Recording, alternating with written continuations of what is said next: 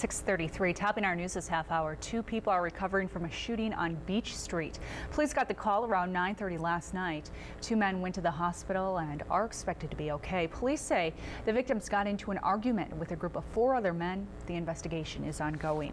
East Baton Rouge Sheriff's deputies also have a shooting to investigate. This one happened in broad daylight on the 1900 block of Mariner Street. A terrifying morning for an elderly woman in Livingston Parish. 911 operators received a frantic call. The 82-year-old woman said a man was trying to break into her front door. He has been identified as Derek Gothrow of Denham Springs. Listen to a portion of that 911 call to Livingston Parish. Drivers won't have to use the I-10 detour this morning near Rama. Crews cleaned up the damage from a big rig accident. The crash happened around 1 p.m. yesterday afternoon in Iberville Parish. A Baton Rouge apartment complex had significant fire damage. A power strip ignited an inferno early Thursday morning on East State Street. It took almost 2 hours to get that blaze under control. You can bet that Louisiana commercial fishermen will be gassing up their boats and heading out onto the water today. The Department of Wildlife and Fisheries lifted its ban on state waterways in the Gulf. In the coming weeks, there will be fewer oil cleanup ships on the Gulf waters. Officials plan on making a shift from response to recovery.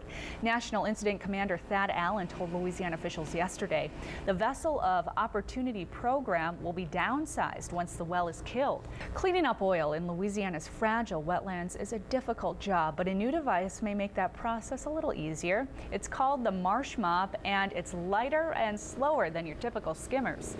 Big budget cuts to Louisiana's Medicaid program take effect this weekend. Rates paid to private healthcare providers who offer services to low-income patients will drop by $168 million. 6:42, and it is already so warm out there this morning. Could we see 100 today? Good evening, everyone. I'm Rachel Slavik. Thanks for joining us. 15 days after the oil rig explosion, there is some good news to report on the crisis on the coast. The Coast Guard says the first of the 3 well leaks have been capped. President Obama's top officials visited the coast today. They promised the government is doing all it can to prevent major damage to the region's economy and wildlife. Jay Gray begins our team coverage of crisis on the coast from Burris. Now today, a special boat was put into use to protect the coast. It's called a jack-up boat. It's similar to an oil and gas platform, but it's mobile. Now to that vote in the Louisiana House to start a federal investigation into Governor Bobby Jindal's response to the crisis on the coast. Last night, we told you about a House bill that passed mainly because lawmakers didn't know exactly what was in it. Kelsey Scram joins us from the newsroom. Kelsey, what did they think they were voting for? A Louisiana Ku Klux Klan leader pleaded guilty to murder. Raymond Foster entered his plea today on the 2nd day of the trial.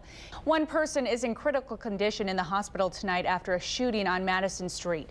Baton Rouge police got the call around 3 this afternoon. Ed Bugg, the man with a mic and a mission, was found dead today. The former news anchor and celebrated radio personality suffered an apparent heart attack.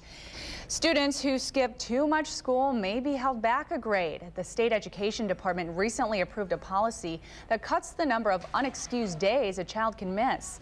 All right, thanks, David. 6:33 today, BP will be scaling back at the site of that sunken oil rig. It's in preparation of a tropical storm that may move into the Gulf. BP temporarily corked a relief tunnel deep beneath the sea floor.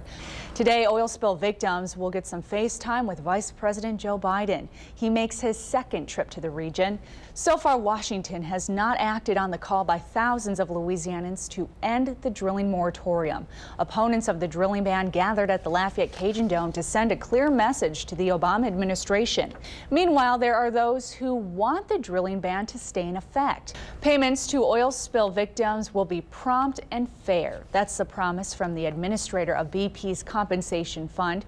Ken Feinberg told the House Judiciary Committee he'll begin hearing claims and dispersing payments next month.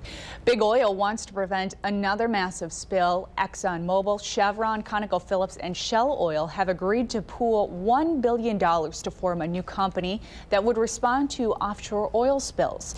In other news, detectives want to find a 3rd person believed to be involved in a weekend shooting that killed a Baton Rouge teen. They're looking for this man, Warren Jackson. One Baton Rouge neighborhood wants a string of recent burglaries to stop, and tonight they'll put their heads together to find a solution. Thieves have been targeting the old Jefferson area in Baton Rouge.